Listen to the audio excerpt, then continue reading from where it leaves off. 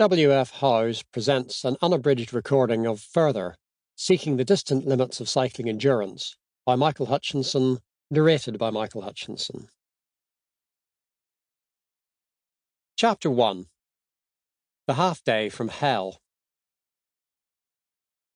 Cycling has a self-satisfied saying, "The worst day on a bike is better than the best day at work."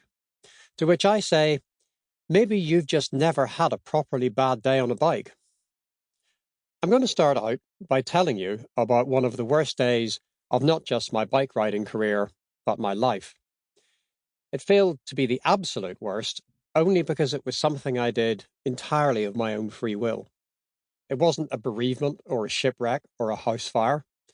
It was only a bike race, one where no one got hurt, and so decency demands I keep a sense of perspective, however unwillingly.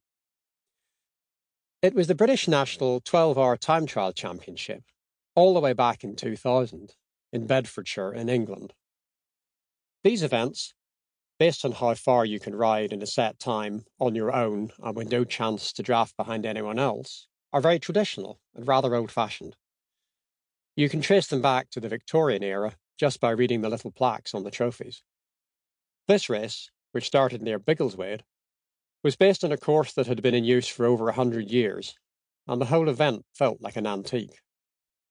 There was a level crossing, and beside it sat an octogenarian in a deck chair, with a stopwatch and a clipboard, timing how long you were stopped for if the barriers were down. It was that sort of thing. There were about 100 of us who set out at dawn on a windy morning in early September to ride a complicated series of laps and out and backs up and down various main roads around Bedfordshire and Cambridgeshire, finishing on a shorter 6-mile circuit, which we'd lap for the final couple of hours to allow the timekeepers to calculate an exact distance. I'd only decided to do the race 10 days before it happened, because I was having a racing season where everything I had touched turned to gold. I'd won almost every event I'd entered, including 3 other national titles, one of them by the biggest margin seen in 3 decades. By September, I believed, in essence, that I could do no wrong. I was wrong about that. I had very little idea what I was doing. I paced the race badly. My nutrition was all over the place. I hadn't really thought through how I might cope when the going got hard. What I did have was proper motivation.